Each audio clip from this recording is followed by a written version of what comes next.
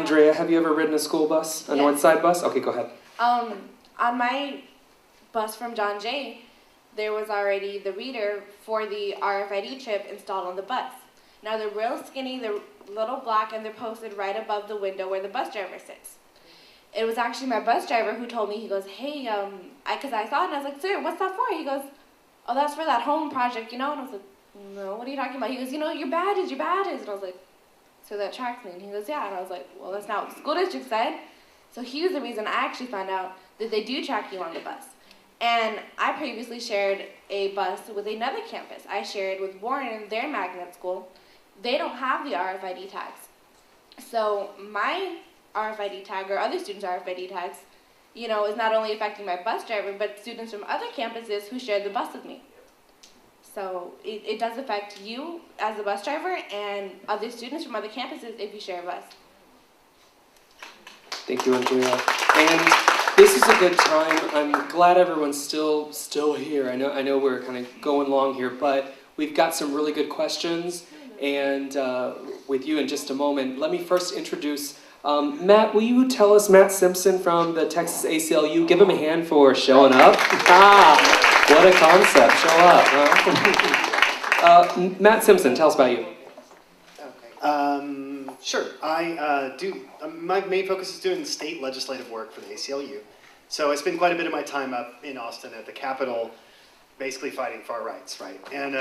And so I wanted to quickly, and I apologize for being late. I was actually at a hearing on something else, and it ran a little bit late, so it took me a while to get here. But it's really great to see everyone here, and I'm really impressed with the turnout. I wanted to talk really quickly about the history within Texas of the attempts to regulate the use of RFID, because I think it's sort of interesting and telling, and it kind of parallels some of the things I imagine that have already been set up here, and some of the things you all already know as people interested in this technology. The first bill that I know of in Texas was in 2005, and it was Representative Colkhorst, who will be coming up frequently in this discussion, filed a bill that would have barred the use of radio frequency identification in students' badges. And it was pretty clear, pretty clear ban, and it didn't really make it out of committee. It didn't go very far. But interestingly, by 2007, the technology had kind of, interestingly, Colkhorst was ahead of the curve, right?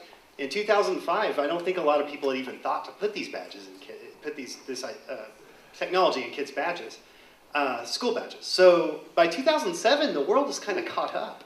And Jerry Madden, who was later kind of considered a major reformer in the criminal justice system, proposed this bill that made it all the way to the governor's desk and then was vetoed to track everybody in the state prison system with RFID, which this would probably be a very different meeting if that were the case. I mean, can you imagine the kind of jumpstart this technology would have had if that bill hadn't been vetoed by Governor Perry, who we as the ACLU constantly disagree with. But in this case, we were really excited. I mean, I think it's obviously the right choice in our opinion.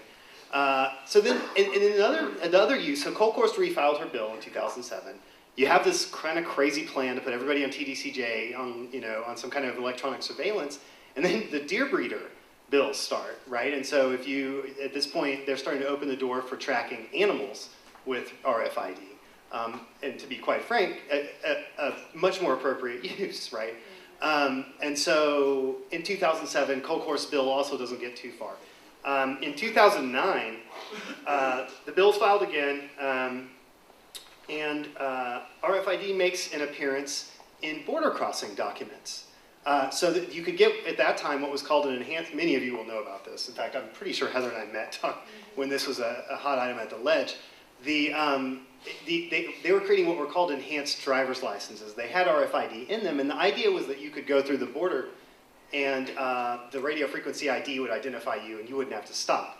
Now, I mean, this makes about as much sense security-wise as the idea of giving somebody a badge they can throw on top of the school, right? Like, this is an equally crazy plan. But anyway, so RFID has now been used in a couple different ways, right? And in 2009, really what happened was ACLU testified in support. The technology folks testified against the bill I think in this one was creating opt-in by parents. And it didn't go anywhere again. And so now, now we go to 2011, sort of a similar outcome. Kind of the bill didn't move much. We saw a couple of breeder bills. Thankfully, the driver's license thing had fallen away. Madden retired, so we're not worried about that. And so it sort of set us up for this session. And it's been really interesting. And this is not always true for RFID as a kind of a social issue or as something that we need to work on as a society. Often our legislatures are not the place to go. Many times moneyed interests, quite honestly, have enough power to kind of slow things down. This session has been sort of an aberration. Colkhorst has been joined by another representative, Representative Burkett, who's a kind of well-established Republican. And in the House, Senator Estes has filed a version of this bill as well. And these are all bills, the House has both versions, right? The House has a version that would regulate RFID use and allow parents to opt out, and a version that would ban it. In the Senate, Senator Estes filed simply a ban, and it's SB 173. I encourage you all to call his office and thank him. And the thing that's pretty interesting is I think that this bill will go through his committee. So as chair of the committee, he has kind of a lot of power. So for the first time in the history of RFID, a good bill seems to be poised to do well both in the Senate and the House. And yeah, it's fantastic news. So if I don't get across any other point today, I would definitely encourage you all to contact both your House rep and your senator and let them know that these bans on use of RFID are a priority to you and you care as a constituent. And I think, I think that this is, like I said, we've kind of hit an interesting point where the technology is now common enough that legislators know what we're talking about. And quite honestly, I mean, what's happened here in Northside is raised the concerns. And the real concern is legislators don't want to legislate between parents and their children. And the way that the things have played out where it's very difficult for parents to have, in the school kind of interjecting itself there, right? And so the way that they're allowing schools to put the RFID technology in place without parents really having a say in the larger program or in what happens with their particular student is really rubbing legislators the wrong way. So at any rate, I think we've got some good news from the Capitol, maybe for once. Thank you, Matt. And I just want to, again, I'm coming back to commentator and not moderator. What, midway, are they going to fire me midway through? Let me tell you, we've got right here a Holy Bible, then we've got a doctor, then we've got the ACLU, then we've got a Harvard grad, then we've got a really cool chick from Austin. I think you see something, I really do. I really do think that something's going on here. So I'm just saying. All right, ma'am, you right there, you've been waiting so patiently. Talk to us. My name is Mrs. Hernandez. I'm from Adrian, Michigan. Right up to the mic. Sure. Right up to the mic. Your mouth right up to it. Okay. My name is Mrs. Hernandez. I'm Andrea's grandma. I'm from Adrian, Michigan. I came all the way from Adrian, Michigan. I just have two questions. Mrs. Albrecht, right? I can't pronounce it. You said that the school district had put all the information on their website. And they could go to that website and find out what this chip was all about. What about the Hispanic people that don't have computers, don't go to websites? Who's letting them know what's going on? Okay, how does the school reach those parents? Those parents don't have a clue what their kids are doing. It's an excellent point, and one of the things I'd like to do, and I'll probably be coming back to San Antonio several times here over the next couple of weeks. One of the things that I would like to do is actually go out and talk to parents and go into the communities and knock on the doors and say, excuse me, and by the way, I'm fluent in Spanish, so, Buenas tardes, señora García. ¿Sabía usted que su hija tiene una tarjeta de identidad que puede, so just going into the whole thing and really ask them, do you understand what's happening? So I think that we need better community education. Obviously, we cannot rely on the school district to do it because they didn't do a very good job. I doubt very few people in the city of San Antonio even know this is happening. And I doubt that very few students understand what their badges actually do. One of the things that the website actually, at one point, the website says that there are no emissions from the tag. Yeah. No emissions from the tag. We actually got out the Merriam-Webster dictionary and looked up the word emission, and one of the meanings of the word emission is radio frequency energy emitted by a device. I thought, wow, how can they say that?